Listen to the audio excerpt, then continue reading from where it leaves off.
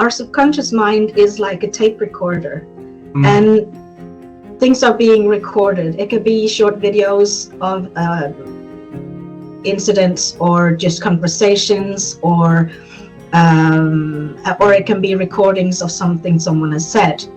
So we all have those voices in our heads, like you're not good enough, or you're too fat, or you're not going to make it, or just things like that, that when we want to do something new, it's just like, oh no, we get that. And that's one of those recordings. And the fact is that 95% of the time we are awake. It's our subconscious mind that is driving us. So we go on autopilot. We are in that thought pattern that we learned our 7 first years. So that's why it's so hard to break out on our own, because we go in that pattern.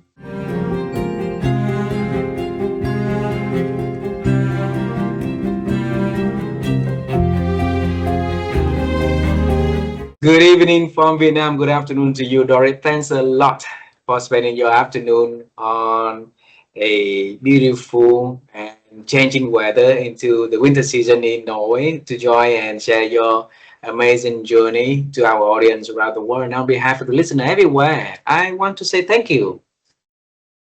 Oh, thank you so much for having me. It's always a pleasure talking to you.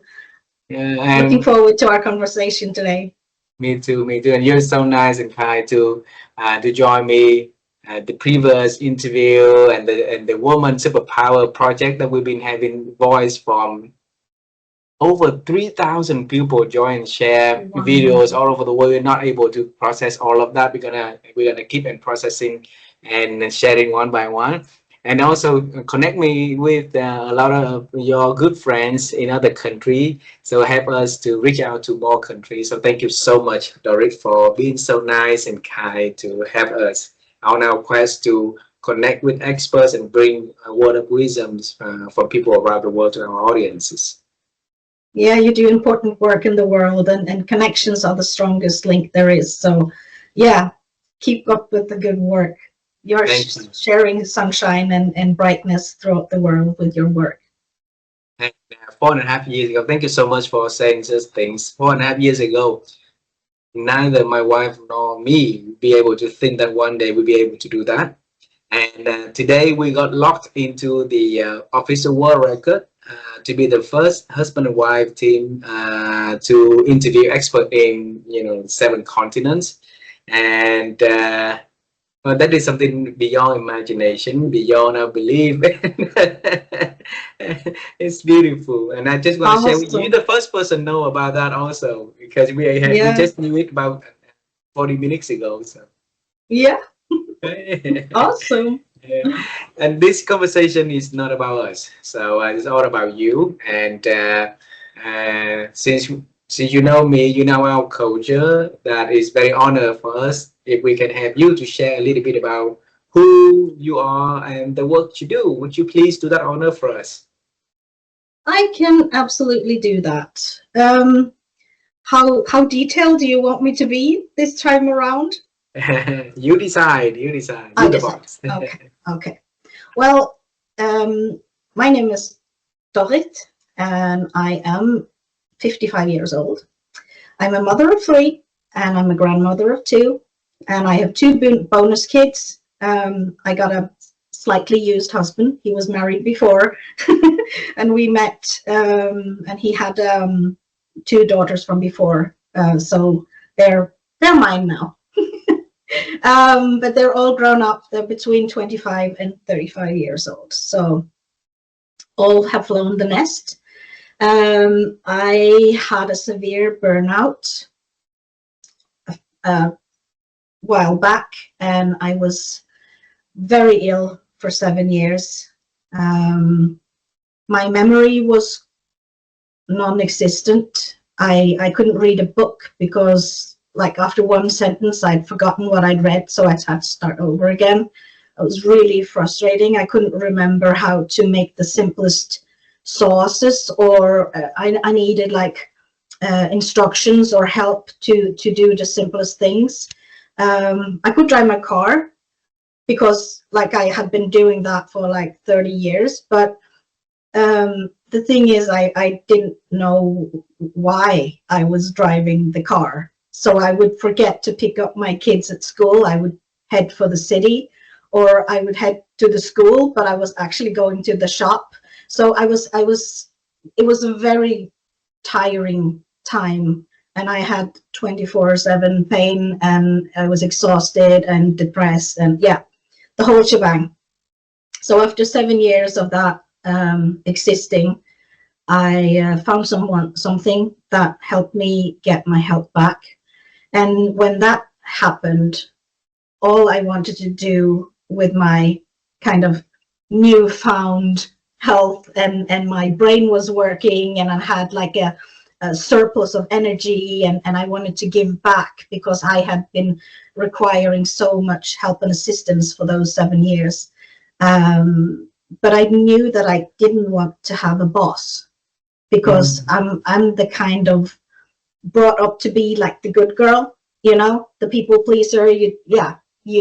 So I knew that if I had to be hired somewhere and have a boss, then I would push myself right down that hole again, and I didn't want that. So I wanted to be my own boss, work from home, and do something that could help people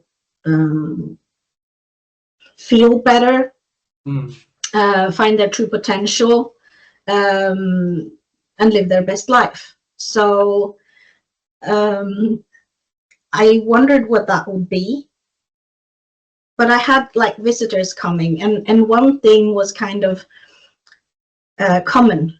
When they were leaving, they said, "Oh, I always feel so good after talking to you.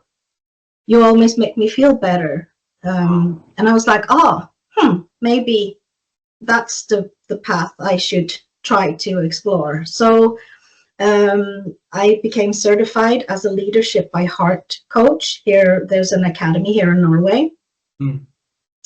And they teach us to use our empathy and our intuition to connect with people, to find the way to their maybe even locked memories in their subconscious. It can be memories from this lifetime or a past lifetime, like inherited down in DNA, that is preventing them from fulfilling their dreams in this present. So that's what I've been doing for the last 7 years. Sitting like this, helping people all over the world. And that's why I have the gamer headset on, because I don't want anyone, if someone is walking past my office here or anything, it's just me, and I don't want to miss a sigh or a tone of voice or anything. So my kids bully me and said that I look like a gamer mom, but it's it's because I want to have it all, locked in. Absolutely. So that was a little bit about me. Yeah. Now I can call you the gamer mom. The gamer mom that doesn't game. That doesn't do games. Yeah. No, I don't game. I don't play games. Well, somewhat you do. You know, you have people to do games in their lives to get their lives better. So that also we play as a coach alongside of their lives to help them to get better in the games, right? So but before we go out further, let's stop there. Let's travel time with me. I want to know that people pleasing girl and her journey as little, okay? Because we think that our audience deserve to know a lot more about Dorrit Karlsen and how she grew up. So when I was little, I grew up in a very small city, very poor family, and one night we had electricity, the next night we did not. So when it's dark, I always enjoy thinking that one day I wanted to become an astronaut, and maybe I'm gonna landing on the moon, and I'm gonna see the moon, and how beautiful it is up there, right?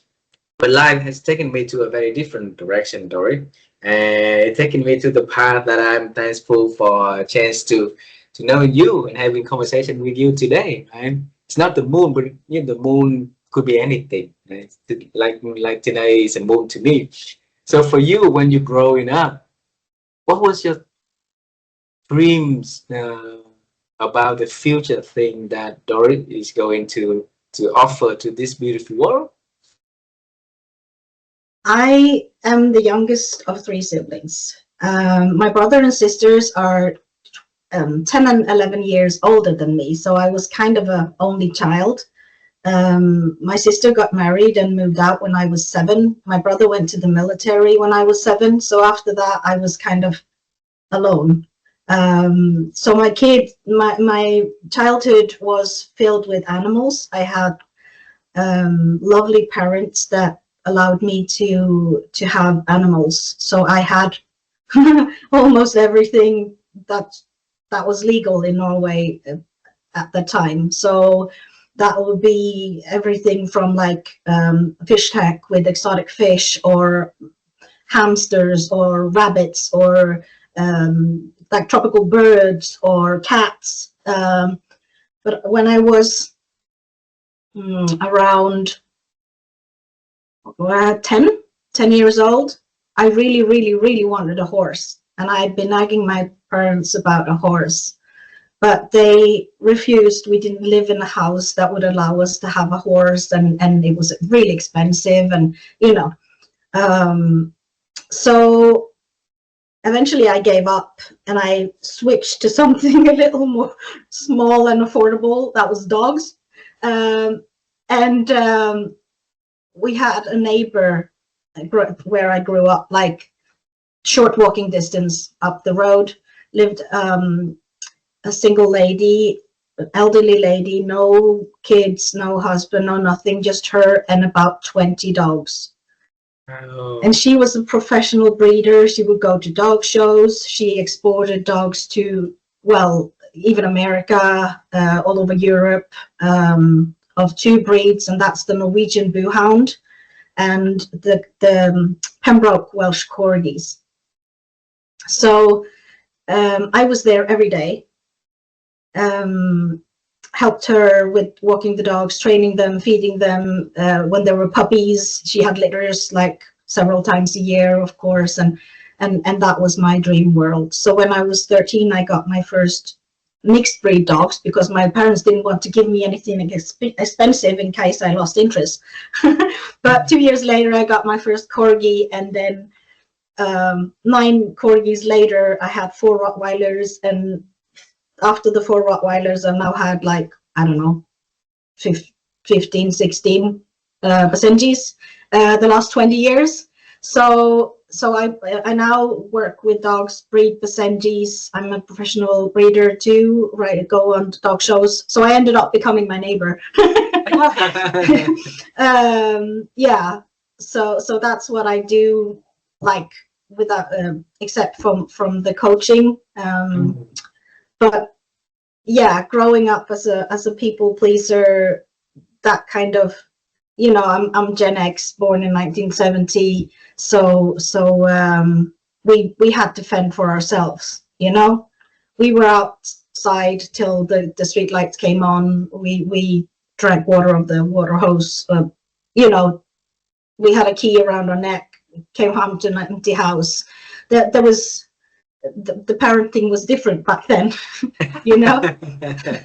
So if I went into a water hole and my shoes were wet, I went home to mom, and she would put like these see-through plastic bags on my feet and just send me back out again, up in the shoes, so I didn't feel wet in the shoes. Dry socks into plastic bags, into the shoes, and out again.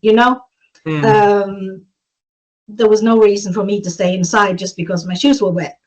So it was kind of, I had to make dinner for my dad from very young age because I came home from school before he came home from work, and mom was working afternoons and evenings. So, Good girl. the whole thing. Yeah, the good girl thing. So I've kind of been fighting that since my burnout. Ah,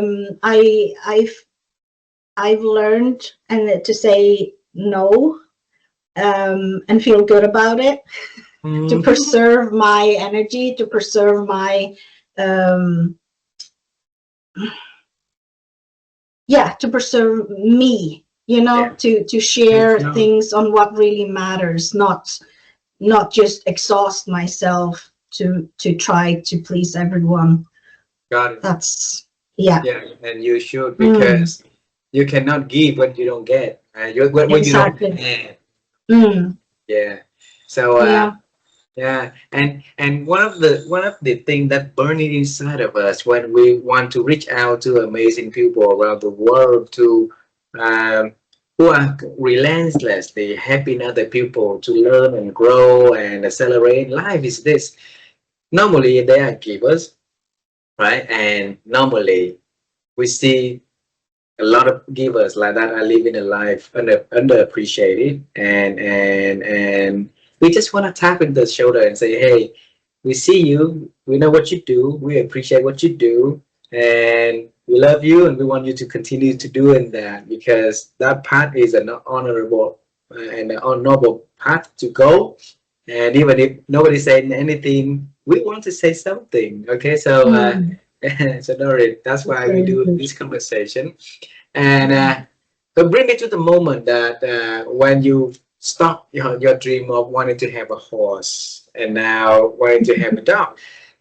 And then you went to the lady who is professional breeder, right? And you asked for or being part of her work, right? So yeah.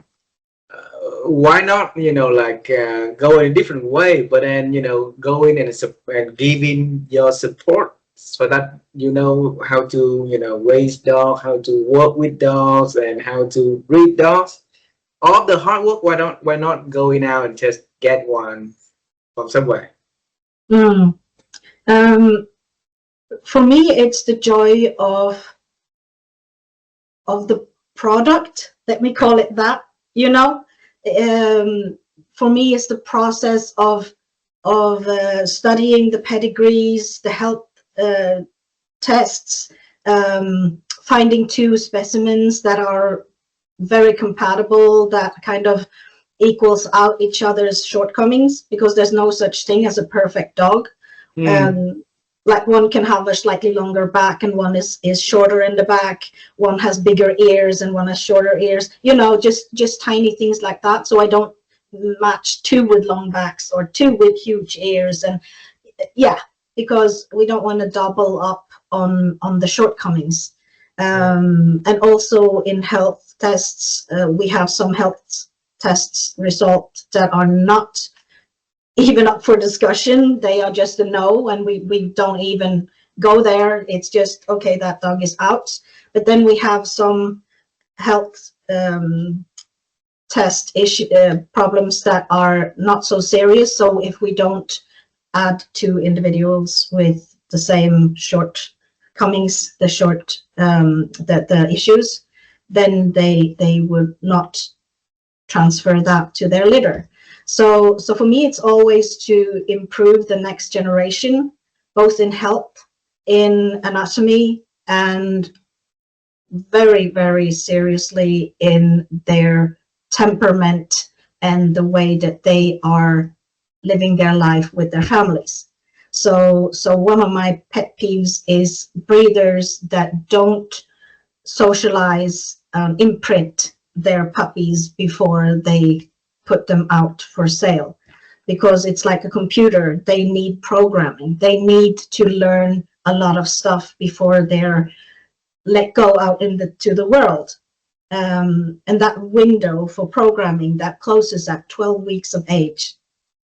Hmm. So with our children, that window is bright open, for programming up until they're 7 years old. So it's quite like, but with the dogs, with the puppies, we have a shorter window, and a lot of stuff have to happen quite quickly, with socializing with different people, noises, places, other dogs, kids, elderly people, one person 5 persons, you know, so they get used to what life can be like out there, you know. And that's why we see so many behavioral issues on mixed breeds, especially because the breeders don't have a clue what they're doing. They get the dogs born and they give them food, and they put them up for sale when they're 7-8 weeks old. But they don't know anything apart from the room where they were born, their mummy dog and the person that feeds them. And when they're let out into the world, they're supposed to know that someone else is not a dangerous person, like a noisy 2-year-old, like woo, woo, woo. When they come, is that why does the dog bite? Well, because it doesn't understand that little noisy person. Is that a dangerous thing, you know? So that's what I'm very focused on, is the imprinting and teaching others about it. I have a course on Thinkific about it for new breeders. I've written about it in my books, my 2 books. Yeah, so I'm kind of touching on that because it transfers to us, and I'm very aware of it now that I'm working as a coach, because I use like hypnotherapy induction, so people are relaxed and into their subconscious mind. And when I get up all the memories that they have there, things that guide our everyday life, it's things that they was imprinted with up until the age of 7. Oh, yes. So many things. Yeah, they can have money issues, for instance, because they've heard their parents arguing in the kitchen over money. Right? That, yeah, money is a bad thing. Yeah. So yeah, or someone can tell their kid, oh, you're so annoying, why can't you be more like your brother? You know, your brother is so good at school, he's so good at sports, why can't you be more like your brother? You know, and that will stick to the kid as like, I'm not good enough as I am, you know, I can never compare. That can end up making him like a rebel, protesting, constantly testing boundaries, you know. I mean, yeah, it's a very, very interesting place to be in people's subconscious. Interesting. Yeah. You've been in the depression for burnout for 7 years, right? And I remember our last conversation that you found out a program elsewhere, and you heard about its advertisement, and your instinct tell you that advertisement, that program will help you to solve your problem, and you decided to register for that class immediately. Yeah.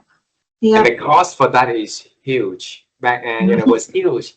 So, you know, like every day we have a lot of, you know, things that advertise to us, that throw into our email, through our social media. And when, you know, how did you know that particular program is gonna, you know, is gonna address the issue that Dorrit has been facing for years, and it's gonna solve the problem for you? Oh, I think it just said the right things. The advertisement was actually just a man talking in Norwegian, saying something like, do you want to help others? Do you want to learn how to use your empathy and your intuition to help guide people to have a better life? And I was like, yeah. So I I booked a call with one of the coaches working for him, and they did a coaching on me. So we had the whole I got to feel it myself. Like the pro bono. Yeah, so I could feel what it was actually on about, and the big shift that I felt in that half an hour, 45 minutes was huge. Wow. So I wasn't even in doubt. The thing was just my husband was coming home from work, and we were going out to buy groceries. And in the middle of this conversation with this coach lady that was trying to kind of enroll me, and I was very eager to be enrolled, I have to say that, so she was not trying to convince me in any way. So I had to actually run up and hide in the bathroom while I was reading the bank details to her and do everything, because I didn't want my husband to come in and kind of interrupt the whole process. I was so determined that this is something I need to do for me, first of all, that I didn't want to tell him until after the deed was done. So I was locked in the bathroom, and he was outside like, "Are you coming? We have to go now." And I was like, "Yeah, just a minute." And I was like, "Here's my bank details." You just yeah. So that was something I secretly did, but I confessed right after. So yeah. It worth it. It worth the investment. Listen to your institute.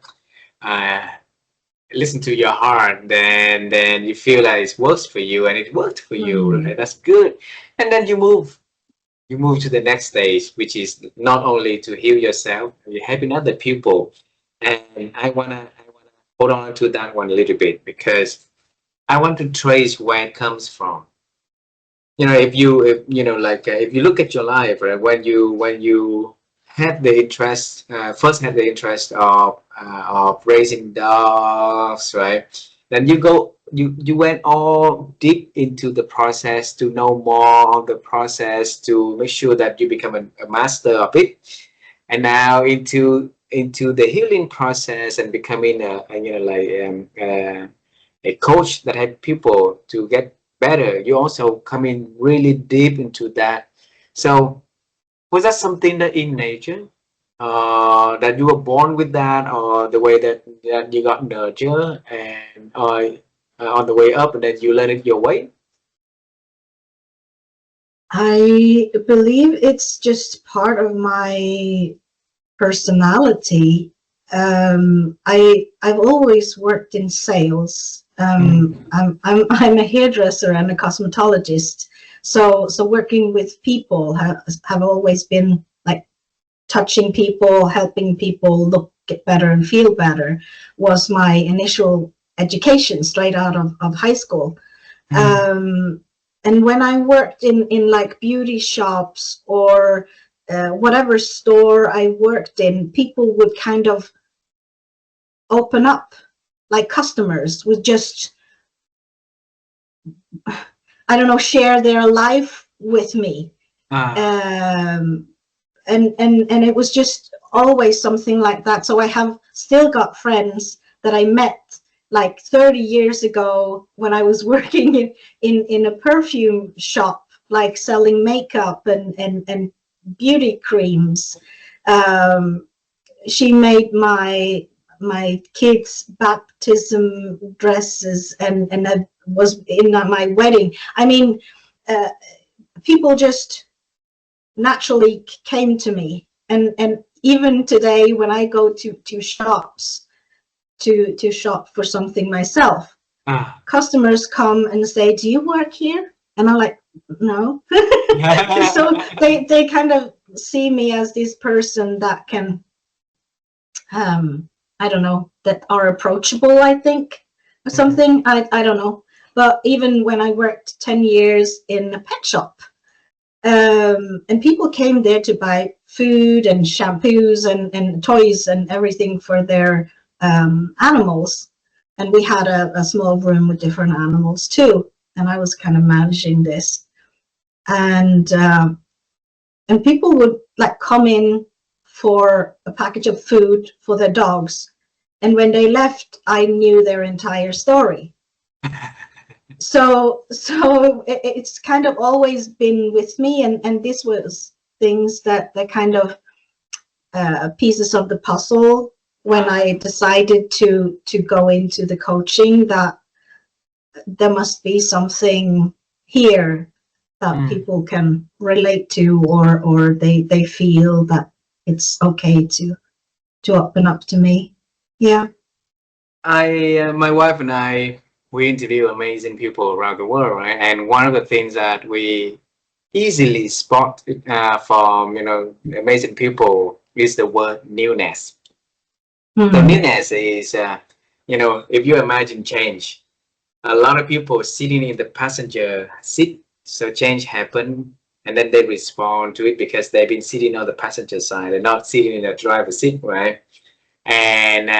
And for amazing people, they're always sitting in the driving seat uh, to steer the car into the direction that they want, to adjust the speed and stuff like that. And newness is where, even ahead of that also,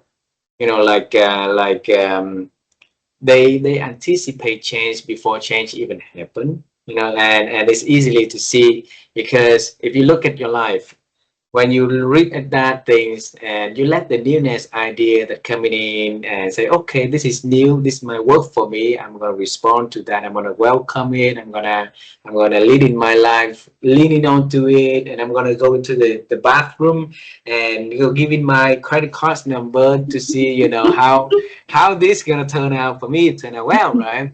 And now it's fixed. And then you decided to let newness lead in the path of now helping other people, because that's never on your radar before, and then and then you decide to do that.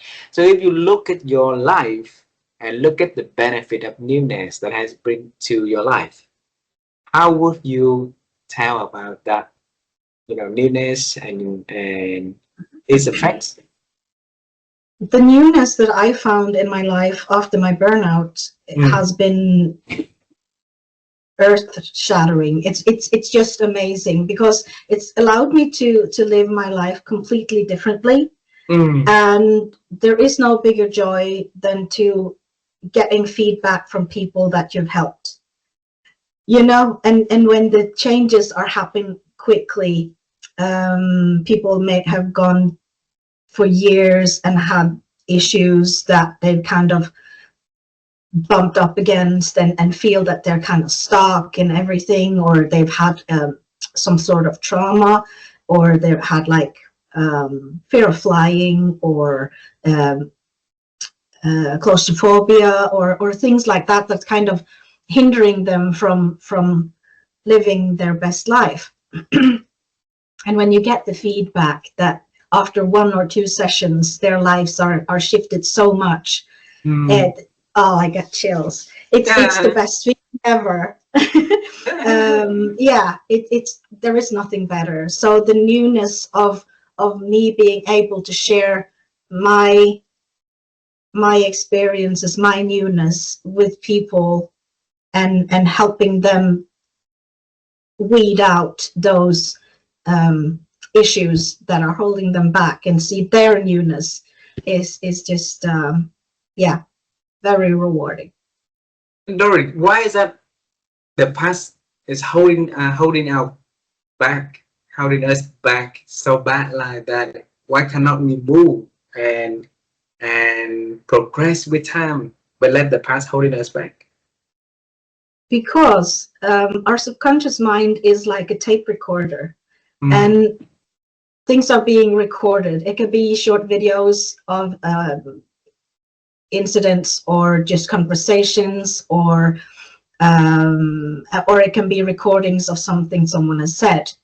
So we all have those voices in our heads, like you're not good enough, or you're too fat, or you're not going to make it, or just things like that, that when we want to do something new, is just like, oh no, we get that. And that's one of those recordings. And the fact is that 95% of the time we are awake. It's our subconscious mind that is driving us. So we go on autopilot. We are in that thought pattern that we learned our 7 first years. So that's why it's so hard to break out on our own, because we go in that pattern. So only 5% of our awakened time is focused, conscious. We use a conscious brain to make decisions. Even when we're driving a car, and you're driving along, and your thoughts are just wandering, and you're like, oh my God, how did I end up here? You know, have I driven this far already? You've been in your subconscious mind, and you're driving the car on autopilot because you've driven so many times before. So your two brain parts are operating two different systems at the same time. So your subconscious is driving the car and the conscious is thinking. Right? And that is why it's so effective to use the hypnotic induction and guide people with this kind of coaching, because we find that issue, we find that little memory that is stopping the progress. The only other thing that is proven to be able to shift someone's behavior is repetition. You know, learn a new thing. Like NEWNESS. when you learn, Right there. yeah, newness. So when you learn how to ride a bike, or you learn how to tie your shoes, or you learn how to eat with chopsticks, you have to practice, right?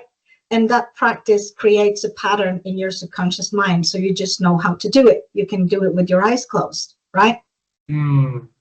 But reading a self-help book, it doesn't change anything, because right there and then you're focused, you're in your 5%, you're reading it, but it doesn't change anything, because as soon as you put that book away, you slide back into the 95%. And this is why many people, unfortunately, experience problems in their relationships, because they have been maybe brought up in a certain way or something, you know. Can I share a short story about that? Yeah. Okay. There was this client of mine, and she was very frustrated. She was in her late 30s. She'd come from a long line of broken relationships. She always broke up. And it didn't help how good looking the guy was, or how much money he had, or what work he did, or nothing. After a while, she would break up. And she was very frustrated. She really wanted to have a family and stay in a relationship. And she couldn't understand why she always opted out. So we did a session, and it turned out that when she was a little girl, she was her daddy's girl. To her daddy, she was everything. She was a princess. She was up on a pedestal. She was the most amazing creature in this world to her daddy. And he did everything for her. So he would buy her the princess dresses. He would take her out for ice cream on a Tuesday. He would do whatever. And he would always say, "You are my girl. I love you so much. No one will ever love you the way that daddy loves you." And this became her pattern. So she compared every boyfriend to her daddy's love. And in the beginning, we are very like, oh, you know, and the infatuation is blooming, and you're head over heels and everything. But then when the daily life settles in and you don't feel that anymore, she didn't feel that they loved her. This was not right love for her. And she didn't even realize that she compared it to her father's words. So when her boyfriend stopped treating her like a princess, she was out. Yeah. And that's what I'm talking about. She always went into that subconscious recording of her daddy, and that was her guide, you know. Yeah. I think that I really wish that a lot of people will be able to have a therapy session like you, so that they can go into their subconscious and rearrange what works and what needs to be let go. And I think because otherwise we keep getting those videos rewinding and rewinding and rewinding. It's not only that it's not gonna change anything for the present and the future, but it's gonna create more issues, more traumas than helping, you know, like, yeah. Yeah, yeah. So if And someone want to get, yeah. I'm sorry, go ahead. Okay, yeah, I just wanted to clarify that the coaching that I do, the Leadership by Heart coaching, we are not the kind of coaches that tell people what to do. Because a lot of coaches says, we think you should do this, or I suggest you do that, or you should take this road in your life. We don't do that. So the only thing I tell people to do is how they are, like a, what's it called? Like a guided meditation to get them to relax. That's where I'm telling them to how to breathe and stuff like that. Other than that, I just ask questions. Yeah. And the first thing that comes to their mind is the right answer, and we go from there. And I use my empathy and intuition to kind of guide me. So I will often be with my eyes closed, but I like to have people on camera just in case there are some shifts, you know, just to connect with their heart to guide me. So I have no fixed questions that I ask. I have nothing that is kind of system on this. It's just me and the client, and a one-on-one deep dive into what is going on in their subconscious that can be weeded out, transformed into something powerful, newness. Yeah. How many years in that newness now? 7 years in the newness. All right. Yeah. I'm gonna give you one thing new that probably you haven't heard before. Oh. Okay. If you look at your life, Yeah. 7 years old, your brother and sister left home. That's the first 7. Okay. And 7 years in the burnout, the second 7. Your business this year is in 7 years. That's a 7. So 777. Jackpot. Okay. So if you rewire your life and look at the journey now and share with us how you feel with all of that roller coaster in life, and have a fulfilling life of helping other people to reach their potential, to be confident, to rearrange their subconscious in the way that benefits them, so that they can contribute more to the world. So how do you feel? I feel amazing. To quote Linda Vectris Nichols, she said, "You are the queen of your kingdom," and I feel like I am. I am the queen of my kingdom, and I want to share that with everyone, because everyone, male or female or in between, we all have a queen inside, and we want to reign, and we want to blossom, and we want to be like, yeah, this is my life. I'm gonna do it this way. I'm not going to let anything hold me back. My no's are authentic. I want to share what I have to share, and hold back when it doesn't suit me. So yeah, I feel amazing. There is so much more happiness, energy, calmness, confidence. Yeah. So yeah, it's amazingly better. Loving the newness. So if I want to enter into that newness program and listen to the king or the prince inside of me, and let the king, that prince, to take control of their life, to my life, what baby steps should I take, Dorrit? The first step is to shut everything outside off and go inwards, to listen to your heart, because our mind is cluttered. Our mind is filled with information from everywhere, from social media, from family, from news on telly, but our heart is always true. Our heart will never steer us wrong. So meditation is a very good tool. If we have problems with, for instance, depression or anxiety, there are these forgiveness affirmations, like the O Ho'oponopono. I don't know if you're familiar with that. Okay, Not at all. okay.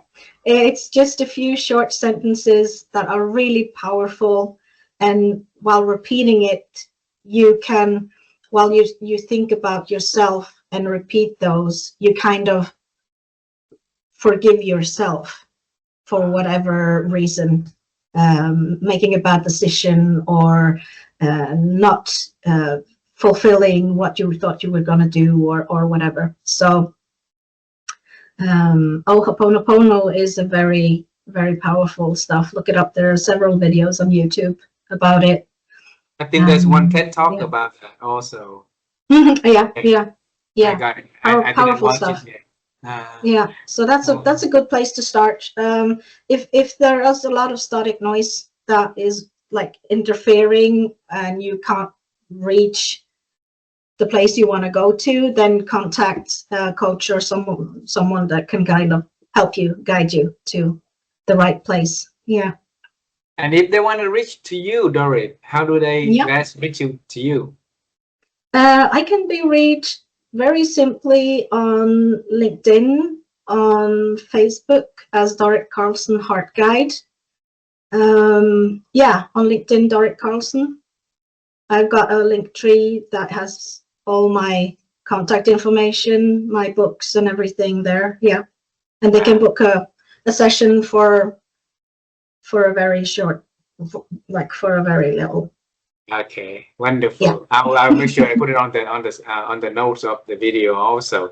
A few last questions for this conversation. Okay, so Dorrit, I always fascinated with the way people expand their ability to think, especially good people, amazing people, and I always wanted to share those secrets so that other people can learn through what works for amazing people. Okay, so that they can improve their ability to think. So for you, how have you been growing your ability to think over the years? That has been grown by learning to listen. I was very focused before on preparing my answers while people were still talking, but I find that when we actually listen, we hear what the real question is.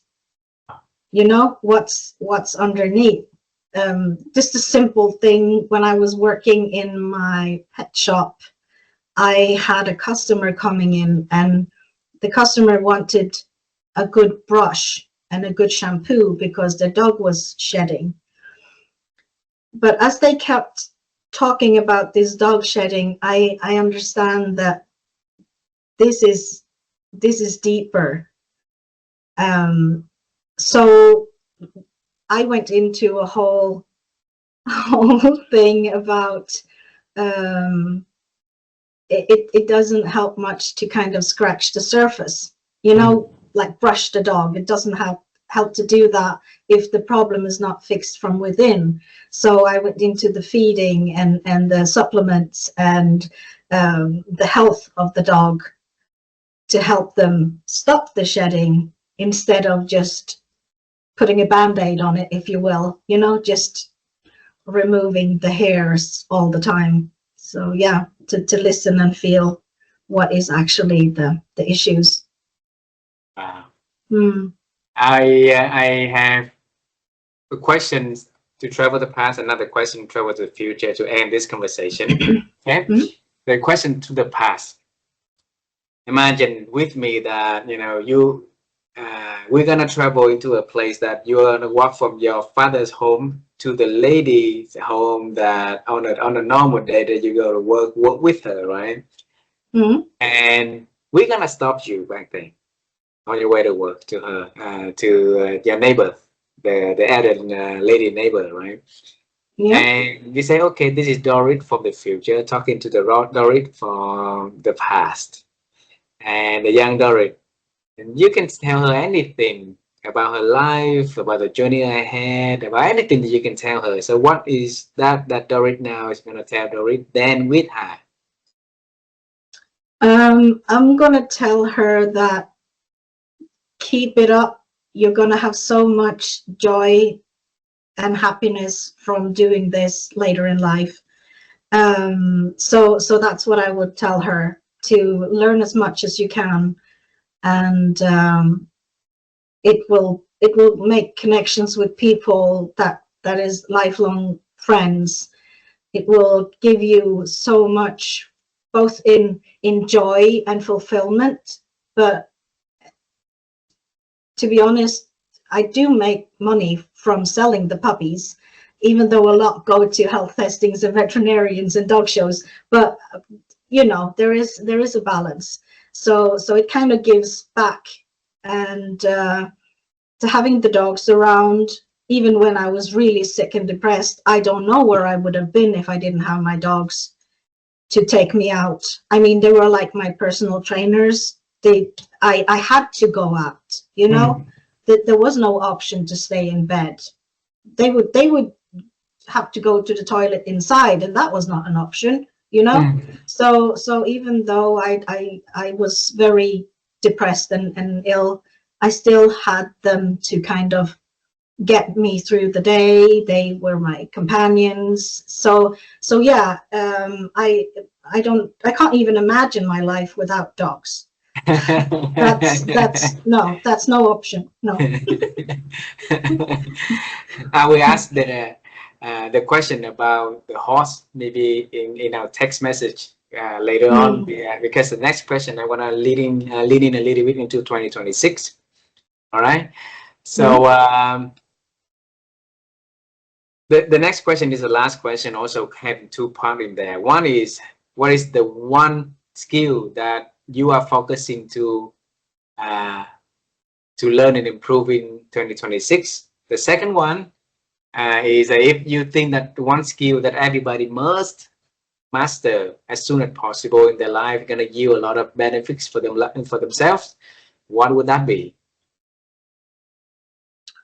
Oh, two very good questions there.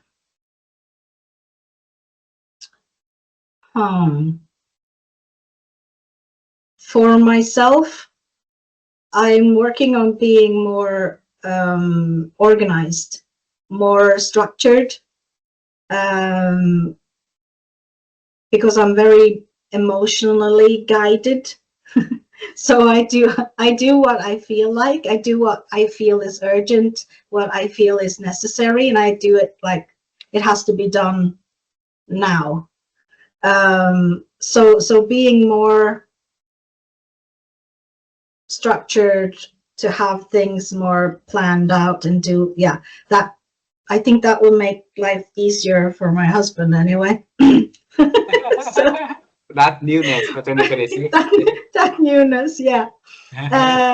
But he has to adapt to my things all the time, poor man. But we've been married for 27 years, so he's hanging in there. Yeah.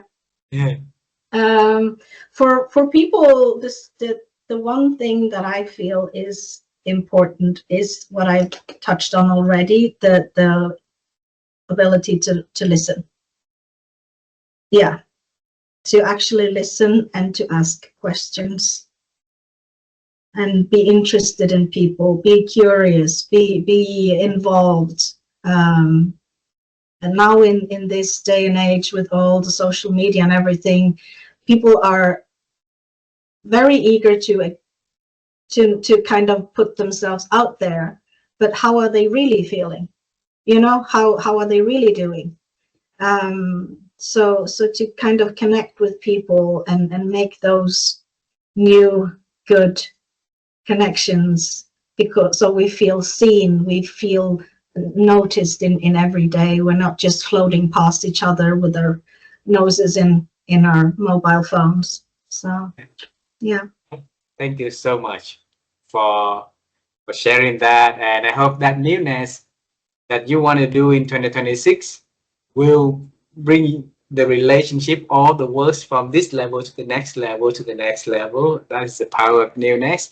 And also sharing, Anna, thank you for sharing the one skill that you think people needing to improve, needing to focus, I'm sure listening and asking questions are really, really important and pay a lot of benefits for anyone, anywhere in the world. Because that's how Yeah. relationships are built. That's how deep and good relationships are built. And we are human, and we're connecting to one another. If without relationship, we're not gonna exist, right? So thank you, Dorrit, for joining and sharing your story with me and with our audience. We love you and we look forward to seeing you and having the next conversation with you. Okay? Thank you. Thank you so Thank much for you. having me. And I love you guys so much. Keep shining Thank and you. keep doing your good work. You're Thank you. such an inspiration. Thank you. You have a beautiful day and say hello to your family first. That I will do. Thank you. Bye bye.